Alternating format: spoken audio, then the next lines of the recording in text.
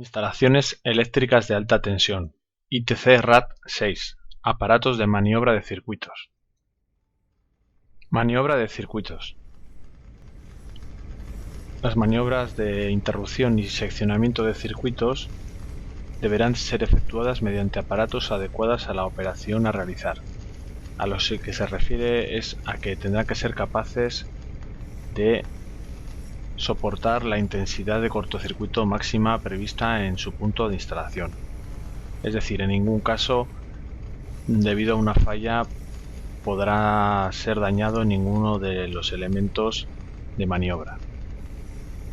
Interruptores e interruptores automáticos.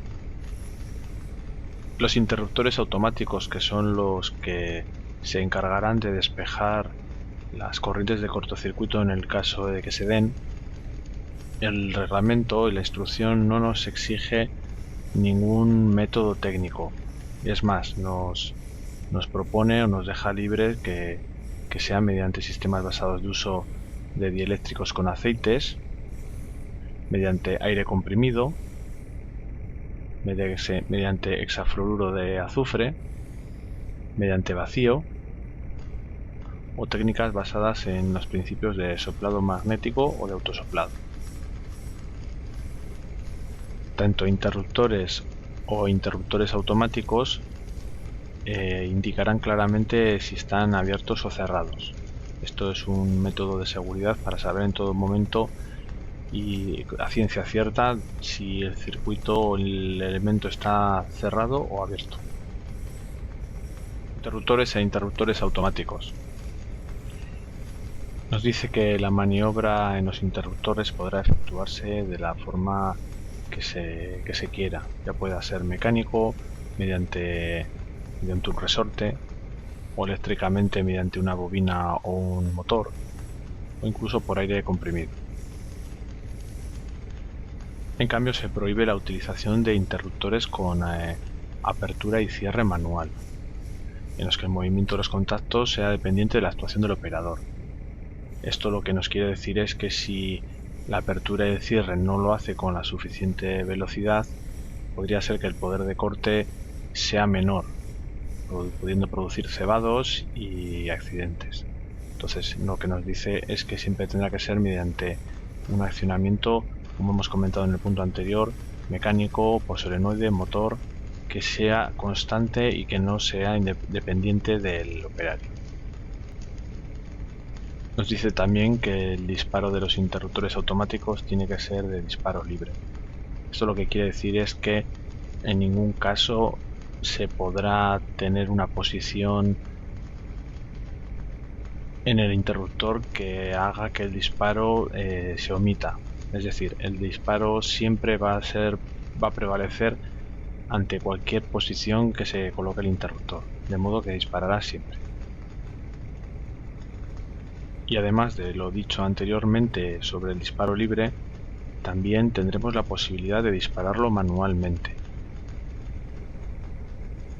Cuando un interruptor esté asociado a un seccionador de puesta a tierra, deberá de estar dotado de un enclavamiento entre interruptor y seccionador de puesta a tierra. Esto lo que nos va a garantizar es que en ninguno de los casos podremos cerrar interruptor con tierras puestas. En tal caso, pues crearíamos un corto franco, y esto nos va a permitir el estar seguros de que si tenemos las tierras puestas no vamos a poder meter la fase, y si tenemos la fase y queremos poner tierras porque se nos ha olvidado cortar el interruptor, pues no vamos a poder hacerlo tampoco. Estos enclavamientos habitualmente se acompañan de unas cerraduras con llave. Seccionadores y seccionadores de puesta a tierra. Tanto los seccionadores para el corte visible y los seccionadores de puesta a tierra tendrán que estar dispuestos de manera que no pueda producirse maniobras intempestivas. Esto lo que nos quiere decir es que siempre que un seccionador haga una maniobra tiene que ser por la responsable acción de un operario que lo haga conscientemente, no debido a el viento, una fuerza electrodinámica debido a un cortocircuito o cualquier otra causa externa. Además, los seccionadores que estén equipados con servomecanismos para la apertura y el cierre, pues igualmente el fabricante deberá asegurarse de que no se puedan producir maniobras intempestivas por avería, pues en el caso de que el motor se estropee o una bobina entre en corto, en ninguno de los casos se debe de producir ningún cambio en el estado de seccionador. El aislamiento de los aisladores de los seccionadores tendrá que ser suficiente, de modo que ninguna corriente de fuga peligrosa circule entre bornes de un lado y cualquiera de los bornes del otro lado del seccionador. En el caso de que se disponga de un seccionador de puesta a tierra que no esté enclavado con un interruptor y pudiera darse el caso de que el seccionador entre en contacto con la tensión, pues dice que tendrá que tener un poder de cierre igual o mayor que el valor de la cresta de la intensidad de cortocircuito. Esto lo que nos quiere decir es que si con el seccionador por equivocación provocamos un cortocircuito, pues tendrá que ser lo suficientemente dimensionado para esperar a que el interruptor despeje la falla y no se destruya el seccionador. Condiciones de empleo. Nos dice que para aislar una máquina, por ejemplo un transformador, nos dice que el seccionador tendrá que tener un corte visible.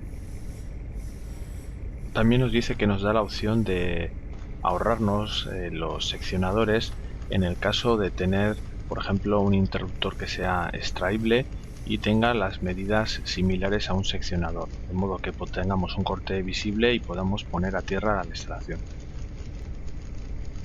También nos dice que una instalación con cortacircuitos de fusibles puede también homologarse o equipararse a un seccionador, de modo que podemos utilizar esta posibilidad como corte visible y de ese modo pues podremos cumplir también con las 5 reglas de oro. Bueno, esto es todo sobre la ITC RAD6, aparatos de maniobra de circuitos. Nos vemos en la siguiente ITC.